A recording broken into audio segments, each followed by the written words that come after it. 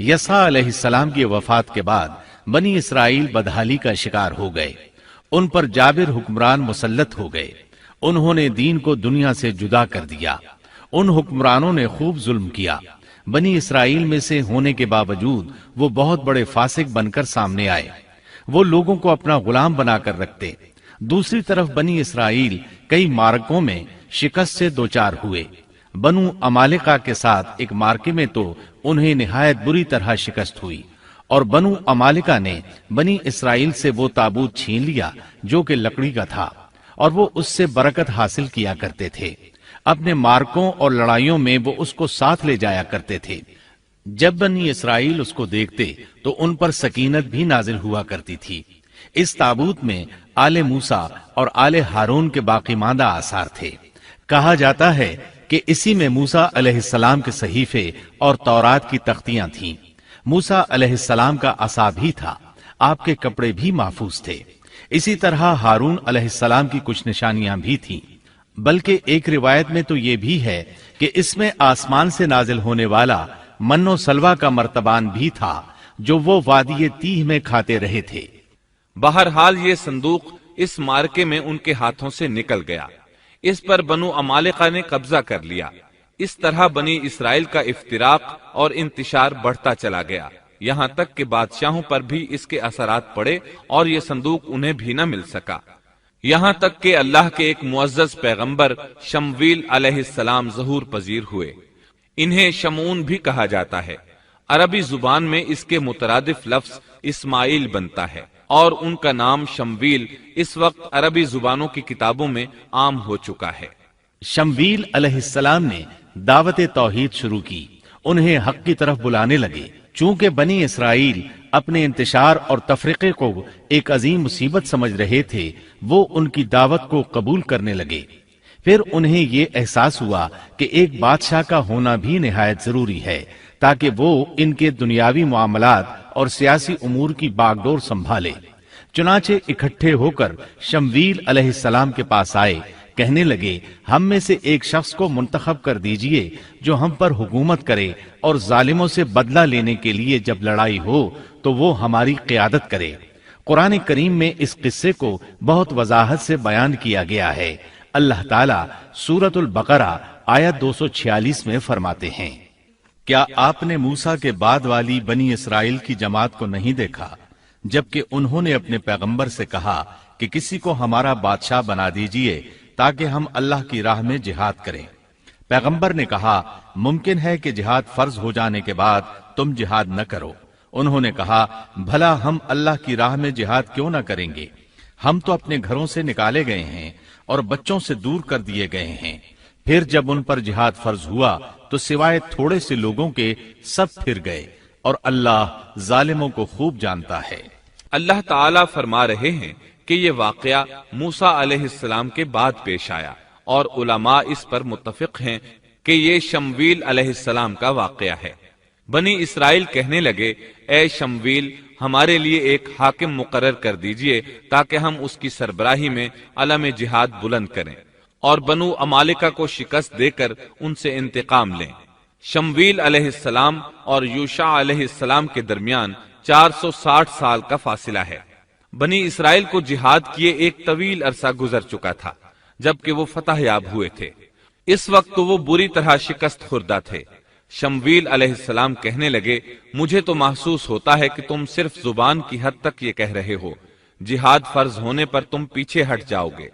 उन्होंने कहा, यह कैसे मुमकिन है जबकि बनु अमालिका ने हमें बहुत तकालीफ पहुंचाई हैं, हमें अल-कुद्स से निकाल दिया। बुख्ते नुसर बादशाह ने हमारी बहुत बड़ी तादाद को कत्ल किया है, लिहाजा हम तो उनसे जरूर लड़ेंगे। फिर अल्लाह ताला ने शमवील अलैहिस्सलाम पर वही नाजिल की कि जिहाद फर्ज हो चुका है।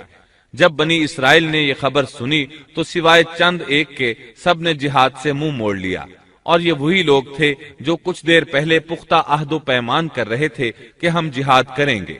शमवील अलैहिस्सलाम के साथ रहने वालों की तादाद 8000 थी, जबकि पीछे हटने वाले लाखों की तादाद में थे। इसलिए कि जब बनी इसराइल मिस्र से आए थे तो उनकी तादाद 6 लाख थी, और इस वक्त तक तादाद बहुत बढ़ चुकी थी। اب جو لوگ جہاد کے لیے تیار ہوئے انہوں نے پوچھا کہ ہماری قیادت کون کرے گا؟ شمویل علیہ السلام نے انہی میں سے ایک شخص طالوت کو منتخب کیا۔ طالوت بن قیش یعقوب علیہ السلام کے بیٹے بنیامین کی نسل سے تھا۔ طالوت سے پہلے بنی اسرائیل کے جتنے بادشاہ تھے تمام کے تمام یہودا بن یعقوب کی نسل سے تھے۔ بنی اسرائیل کو بہت تعجب ہوا، انہیں امید تھی کہ ان کا بادشاہ یہودا کی نسل سے ہوگا، لیکن ہو گیا بنیامین کی نسل سے۔ چنانچہ انہوں نے اسے تسلیم کرنے سے انکار کر دیا اور آگے سے باطل تعویلات کرنے لگے۔ اللہ تعالیٰ سورۃ البقرہ آیت 247 میں فرماتے ہیں، اور ان سے ان کے نبی نے فرمایا کہ اللہ تعالیٰ نے طالوت کو تمہارا بادشاہ بنا دیا ہے، تو وہ کہنے لگے کہ بھلا اس کی ہم پر حکومت کیسے ہو سکتی ہے؟ اس سے تو کہیں زیادہ بادشاہت کے حقدار ہم ہیں، اس کو تو مال میں فراخی بھی نہیں عطا کی گئی ہے۔ نبی نے فرمایا، سنو، اللہ تعالیٰ نے اسی کو تم پر برگزیدہ کیا ہے، اسے علمی اور جسمانی برتری بھی عطا فرمائی ہے۔ بات یہ ہے کہ اللہ جسے چاہے اپنا ملک دے، اللہ تعالیٰ کشادگی والا، علم والا ہے۔ طالوت ایک غریب آدمی تھا، مالی حیثیت بھی اچھی نہیں تھی، چمڑوں کو رنگ کر پیٹ پالتا تھا، لیکن اس وقت علم و حکمت میں اس کا کوئی ثانی نہیں تھا، اور جسمانی ڈیل ڈول بھی اس قدر تھا کہ جو ایک بار دیکھتا ہی رہ جاتا۔ اللہ نے اسے بہت اچھا جسم اور اعضاء عطا فرمائے تھے، رنگ بھی سفید تھا، لیکن چونکہ وہ یہودا کی نسل سے نہیں تھا، اس لیے وہ کہنے لگے اس کی نسبت تو ہم زیادہ حقدار ہیں کہ بادشاہ بنے۔ ان کی بات کا جواب شمویل علیہ السلام نے یہ دیا کہ یہ انتخاب میرا نہیں، اللہ تعالیٰ کا ہے، اور بادشاہت کے لیے عقل اور جسمانی طاقت کی ضرورت ہوتی ہے۔ بادشاہت یوں بھی اللہ کے اختیار میں ہے، جسے چاہے عطا کر دے۔ یہ سن کر ان میں سے اکثر نے لڑنے سے انکار کر دیا، اللہ کے نبی کی اطاعت بھی چھوڑ گئے۔ اس نازک موقع پر شمویل علیہ السلام نے ان سے کہا، اگر میں تمہارے پاس کوئی ایسا نشان اور معجزہ لے آؤں جو ثابت کر دے کہ یہ اللہ کا انتخاب ہے، تو کیا تم میری باتوں پر یقین کر لو گے؟ وہ کہنے لگے، جی ہاں۔ چنانچہ اللہ نے انہیں ایک معجزہ عطا فرمایا۔ اس کا ذکر سورۃ البقرہ آیت 248 میں آیا ہے۔ ان کے نبی نے ان سے پھر کہا کہ اس کی بادشاہت کی ظاہری نشانی یہ ہے کہ تمہارے پاس وہ صندوق آ جائے گا جس میں تمہارے رب کی طرف سے دل جمعی ہے، اور آل موسیٰ اور آل ہارون کا بقیہ ترکہ ہے۔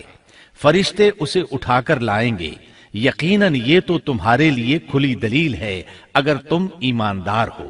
اس آیت میں اللہ تعالیٰ نے شمویل علیہ السلام کی نبوت اور طالوت کی بادشاہی ثابت کرنے کے لیے نازل ہونے والے معجزے اور علامات کا ذکر کیا ہے، یعنی وہ تابوت جسے بنو عمالقہ نے چھین لیا تھا وہ واپس آ جائے گا اور فرشتے اسے اٹھا کر لائیں گے۔ چنانچہ لوگوں کے دیکھتے ہی دیکھتے اللہ کے فرشتوں نے اس تابوت کو لا کر طالوت کے سامنے پیش کر دیا۔ یہ معجزہ دیکھ کر وہ مطیع ہو گئے۔ اب طالوت ان لشکروں کو لے کر دشمن کی طرف بڑھے۔ اللہ تعالیٰ سورۃ البقرہ آیت 249 میں فرماتے ہیں، جب طالوت لشکروں کو لے کر نکلے تو کہا، سنو، اللہ تمہیں ایک نہر سے آزمانے والا ہے، جس نے اس میں سے پانی پی لیا وہ میرا نہیں، اور جو اسے نہ چکھے گا وہ میرا ہے۔ ہاں، یہ اور بات ہے کہ اپنے ہاتھ سے ایک چلو بھر لے، لیکن سوائے چند کے باقی سب نے پانی پی لیا۔ جب طالوت نے سفر شروع کیا تو راستے میں ایک نہر آ گئی، ادھر لشکر پیاسا تھا۔ اللہ تعالیٰ نے اس کے ذریعے مخلص لوگوں کو الگ کرنے کے لیے ایک امتحان لیا۔ یہ نہر اردن تھی، فلسطین اور اردن کے درمیان رواں دواں تھی بھی وہ دونوں کے قبضے میں۔ آزمائش اور امتحان کے لیے حکم یہ ہوا کہ باوجود سخت پیاس کے پانی کو استعمال نہ کرنا، صرف ایک چلو بھر کر پینے کی اجازت تھی، اور جو شخص سیر ہو کر پیے گا وہ آپ کے ساتھ نہیں جا سکے گا۔ جب وہ گزرنے لگے تو چند ایک نے ایک چلو پانی لیا، باقی سب نے زیادہ پانی پی لیا اور اس آزمائش میں ناکام ہو گئے۔ کامیاب ہونے والوں کی تعداد صرف اور صرف 313 تھی۔ صحیح بخاری میں سیدنا برا بن عازب رضی اللہ عنہ سے روایت ہے کہ ہم اصحاب محمد صلی اللہ علیہ وسلم آپس میں یہ باتیں کیا کرتے تھے کہ غزوہ بدر میں شریک ہونے والوں کی تعداد طالوت کے ساتھیوں کے برابر تھی۔ اللہ تعالیٰ سورۃ البقرہ آیت 249 میں فرماتے ہیں، طالوت مومنوں کے ساتھ جب نہر سے گزر گئے تو وہ لوگ کہنے لگے، آج تو ہم میں طاقت نہیں کہ جالوت اور اس کے لشکروں سے لڑیں۔ لیکن اللہ سے ملاقات پر یقین رکھنے والوں نے کہا، بسا اوقات تھوڑی سی جماعتیں بڑی اور بہت سی جماعتوں پر اللہ کے حکم سے غلبہ پا لیتی ہیں، اور اللہ تعالیٰ صبر کرنے والوں کے ساتھ ہے۔ جالوت کا لشکر بہت بڑا تھا، جبکہ طالوت کے ساتھ صرف 313 آدمی تھے۔ یہ صورتحال دیکھ کر بنی اسرائیل گھبرا گئے، بولے ہم تو تعداد میں بہت تھوڑے اور نہایت کمزور ہیں، کس طرح ان سے جہاد کر سکتے ہیں؟ لیکن ان میں سے کچھ لوگ نہایت پارسا اور اللہ پر یقین رکھنے والے تھے۔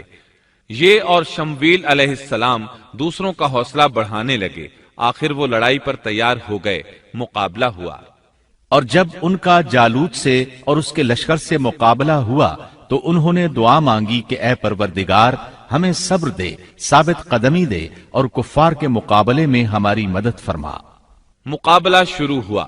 جالوت اپنے لشکر سے نکلا اور مقابلے کے لیے للکارا۔ یہ بہت طاقتور تھا، اس کا پورا بدن اسلحے سے لیس تھا۔ مسلمان اسے دیکھ کر ڈر گئے۔ طالوت نے اپنے ساتھیوں سے کہا، کون اس کے مقابلے میں نکلے گا؟ سب خاموش رہے۔ اس کے لشکر سے ایک نوجوان نکلا، یہ داؤد علیہ السلام تھے۔ اس وقت یہ صرف 16 سال کے تھے۔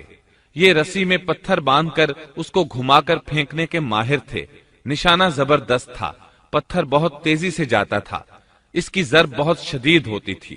جالوت نے انہیں دیکھ کر مذاق اڑایا۔ اس نے کہا، نوجوان تم ابھی بچے ہو، واپس جاؤ، میرے مقابلے میں کسی بڑے کو بھیجو۔